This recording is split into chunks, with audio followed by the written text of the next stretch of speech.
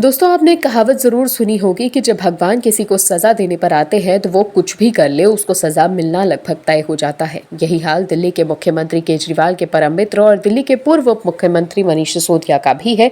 दिल्ली के 60% करीब लोगों के साथ धोखा देने का प्लान जो केजरीवाल साहब ने बनाया था, मनीष सिसोदिया के साथ आज वही नीति केजरीवाल साहब के साथ सिसोदिया जी और पूरी की पूरी आम आदमी पार्टी को दुख दे रही है। केजरीवाल एंड टीम जो कहती थी कि हम एकदम ईमानदार लोग हैं जी, वो एक ऐसी भ्रष्ट नीति की नींव रख देंगे, वो भी इतनी जल्दी दिल्ली की जनता के साथ साथ किसी ने कभी सोचा भी नहीं था। केजरीवाल साहब कहते थे कि जी हम आएंगे तो आपकी इतनी बचत कर देंगे कि आपने कभी सोचा भी नहीं होगा, बचत से आपकी जेब भर देंगे। लेकिन केजरीवाल और पूरी आम आदमी पार्टी ने आम जनता की नहीं अपनी जेबें भर ली, लेकिन उसी जनता से ठगी की कमाई को वो अब कोर्ट कचहरी में लगा रहे हैं। केजरीवाल साहब को लगा ही नहीं कि एक ना एक दिन ये काला कारनामा बाहर आ जाएगा, जब वो जनता को क्या मुंह दिखाएंगे। लेकिन कहते हैं ना कि विनाश काल विपरीत बुद्धि, वही हुआ केजरीवाल साहब के साथ भी। उनके परम मित्र मनीष सिसोदिया को आज भी जमानत नहीं मिली, बल्कि कोर्ट में उनके वकील को नसीहत तक दे डाली। क्या कुछ हुआ कोर्ट में बताते हैं आपको। शराब घोटाला मामले में गिरफ्तार किए गए आम आदमी पार्टी के नेता मनीष सिसोदिया को राउज एवेन्यू कोर्ट ने एक बार फिर तिहाड़ जेल भेज दिया। सिसोदिया की न्यायिक हिरासत को 11 दिसंबर तक के लिए बढ़ा दिया गया है। कोर्ट ने इस केस की लंबी सुनवाई की और कहा कि ईडी ने अब तक कई दस्तावेज आरोपियों को उपलब्ध नहीं कराए हैं। इसी बीच अदालत ने वकीलों से नाराजगी जाहिर की और सीआरपीसी की धारा 207 के अनुपालन को जल्द से जल्द पूरा करने को कहा, ताकि इस मामले में ट्रायल शुरू हो सके। फरवरी 2023 में सिसोदिया को सीबीआई ने कथित शराब घोटाले को लेकर गिरफ्तार किया था। सिसोदिया पर आरोप है कि उन्होंने आबकारी मंत्री रहते हुए गलत तरीके से शराब नीति बनाई और इसके जरिए शराब कारोबारियों को अवैध तरीके से फायदा पहुंचाया गया। सीबीआई के साथ ईडी भी इस केस की जांच कर रही है। दोनों केंद्रीय जांच एजेंसियों ने सिसोदिया और आम आदमी पार्टी के कुछ अन्य नेताओं पर गंभीर आरोप लगाए। इसी केस में आम आदमी पार्टी के नेता विजय नायर और संजय सिंह को भी गिरफ्तार किया जा रहा है। पिछले दिनों प्रवर्तन निदेशालय यानी ईडी ने दिल्ली के मुख्यमंत्री केजरीवाल को भी समन भेजा था, हालांकि वो पेश नहीं हुए। दिल्ली सरकार और आम आदमी पार्टी शराब घोटाले के आरोपों को सिरे से खारिज करती रही। केजरीवाल साहब और उनकी टीम ने जिस तरह से जनता के साथ छलावा किया है, वो उन्हीं पर भारी पड़ जाएगा। आम आदमी पार्टी अब एक नई मुसीबत में फंस गई है। सुप्रीम कोर्ट ने आम आदमी पार्टी और केजरीवाल को जोर का झटका धीरे से दिया है। सुप्रीम कोर्ट के इस नए फैसले के बाद आम आदमी पार्टी और पार्टी के मुखिया अरविंद केजरीवाल के लिए जवाब देना मुश्किल हो गया है। केजरीवाल सरकार जो कहती थी कि हम इतना काम कर देंगे कि जनता खुद ही प्रचार प्रसार करेगी, लेकिन हकीकत तो कुछ और ही निकली। केजरीवाल ने अपने प्रचार के लिए दिल्ली की जनता की मेहनत की कमाई को पानी की तरह बहा दिया।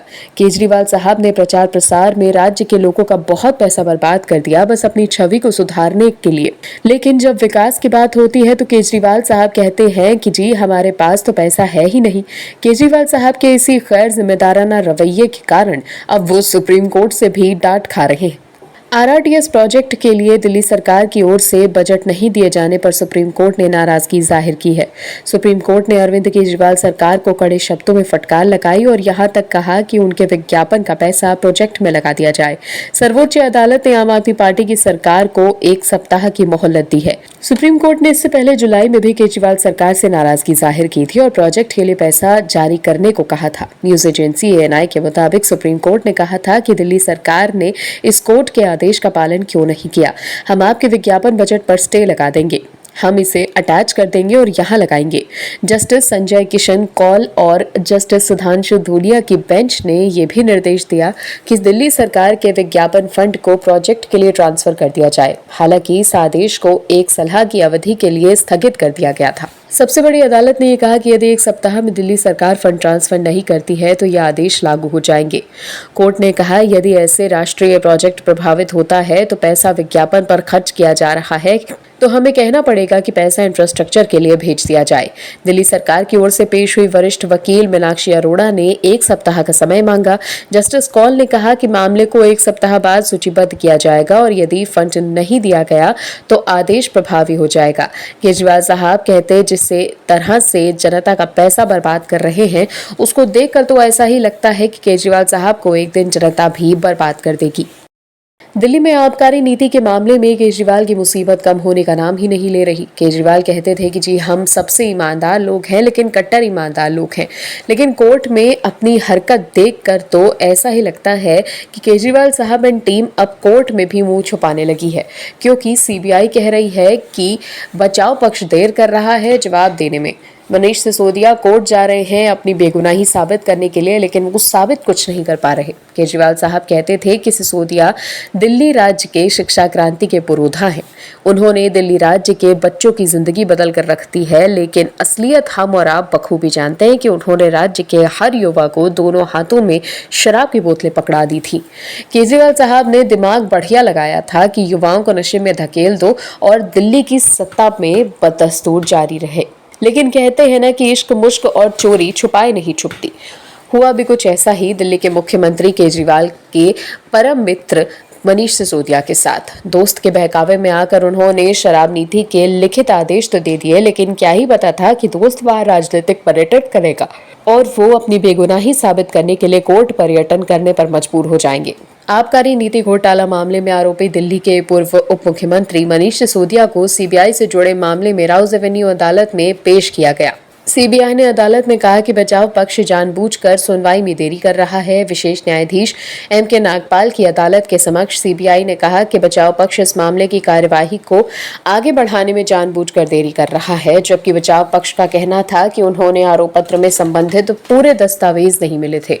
ऐसे में वो अपने मुवक्किल का पक्ष रखने के लिए तैयार कैसे हो सकते हैं। सुनवाई में देरी की वजह खुद सीबीआई है, क्योंकि वो अपनी जांच और आरोप पत्र से संबंधित दस्तावेजों को आरोपी पक्ष को देने से देरी कर रही है। अदालत में दोनों पक्षों को सुनने के बाद इस मामले में सुनवाई की अगली तारीख 22 दिसंबर तय की गई है। साथ ही सीबीआई को कहा गया है कि वो इस दौरान आवश्यक दस्तावेज बचाव पक्ष को उपलब्ध करवाए। ज्ञात रहे कि इसी घोटाले से जुड़े धन शोधन मामले में आरोपी मनीष सिसोदिया को मंगलवार को भी अदालत में पेश किया गया था। अदालत ने इस मामले में सिसोदिया की न्यायिक हिरासत अवधि 11 दिसंबर तक बढ़ा दी थी। दोनों ही मामलों में बचाव पक्ष का कहना है कि उन्हें सिसोदिया पर लगे आरोपों से संबंधित आवश्यक दस्तावेज उपलब्ध नहीं कराए गए हैं, जिसकी वजह से वो इन आरोप पत्रों पर अपना पक्ष रखने में सक्षम नहीं है। हर बार वो अदालत में दस्तावेजों की मांग करते हैं। अदालत जांच एजेंसियों के आदेश भी दे रही है, लेकिन जांच एजेंसी दस्तावेज देने में देरी कर रही है। केजरीवाल साहब ने सत्ता मिलने के बाद जिस कथित अनीति के साथ सत्ता को संचालित किया और अपने चांदनी महल में बैठकर दिल्ली की जनता को लूटा, उसने कहीं ना कहीं जनता के मन में बदलाव की राजनीति के लिए संदेह पैदा कर दिया है। ये एक सामाजिक लोकतंत्र के लिए बेहतर स्थिति नहीं है। भारत एक ऐसा देश जो अपने ज्ञान और दर्शन के लिए जाना जाता है। यहाँ बड़े बड़े दार्शनिक हुए हैं। इसी में एक हुए महान चाणक्य, जो कहते थे कि अगर पूरी जिंदगी खुद गलती करके सीखोगे तो कम उम्र पड़ जाएगी, लेकिन गलती करने सीखना खत्म नहीं होगा। चाणक्य ने कहा कि हमें अपनी पुरानी गलतियों से भी सीखना चाहिए। यह बात कांग्रेस के वरिष्ठ युवा नेता राहुल गांधी को भी पढ़नी और समझनी चाहिए, नहीं तो वह ऐसे ही सेल्फ गोल करते रहेंगे और कांग्रेस को राजनीतिक नुकसान होता रहेगा। राहुल गांधी हर लोकसभा चुनाव से पहले पीएम मोदी के लिए कुछ न कुछ ऐसा कह देते हैं जिसका पूरा फायदा बीजेपी ले जाती है और स्वामी भक्ति में लीन कांग्रेस हाथ मलती रह जाती है। फिर से कुछ ऐसा ही कर दिया है। भाजपा को फायदा और कांग्रेस को तगड़ा नुकसान होने वाला है। आईसीसी क्रिकेट वर्ल्ड कप 2023 में भारतीय क्रिकेट टीम की हार के बाद कांग्रेस सांसद राहुल गांधी भी प्रधानमंत्री नरेंद्र मोदी को पनौती कहने वालों की जमात में शामिल हो गए। राहुल गांधी ने राजस्थान विधानसभा चुनाव के लिए जालोर में एक रैली को संबोधित करने के दौरान बिना नाम लिए पीएम मोदी को पनौती कहा। लेकिन ठीक ऐसे ही 2019 में चुनाव से पहले राहुल गांधी ने चौकीदार चोर है कहा था, जिसके बाद चुनाव में कांग्रेस का सफाया हो गया था। देश के पीएम के लिए एक सांसद के तौर पर उनकी इस तरह की भाषा लोकतंत्र को ठेस पहुंचाने वाली है, वो भी तब जब भारतीय क्रिकेट टीम की हार के बाद पीएम मोदी खिलाड़ियों को दिलासा देने और हौसला बढ़ाने के लिए खुद ड्रेसिंग रूम पहुंचे। पीएम के इस जज्बे को केवल टीम के क्रिकेटरों ने ही नहीं बल्कि भारत की जनता ने भी सराहा था। राहुल गांधी के पीएम मोदी को पनौती कहने का ये वीडियो सोशल मीडिया पर वायरल हो रहा है। रैली में दिए इस भाषण के दौरान कांग्रेस नेता आबादी में किसकी कितनी हिस्सेदारी जैसे मुद्दे पर बोल रहे थे।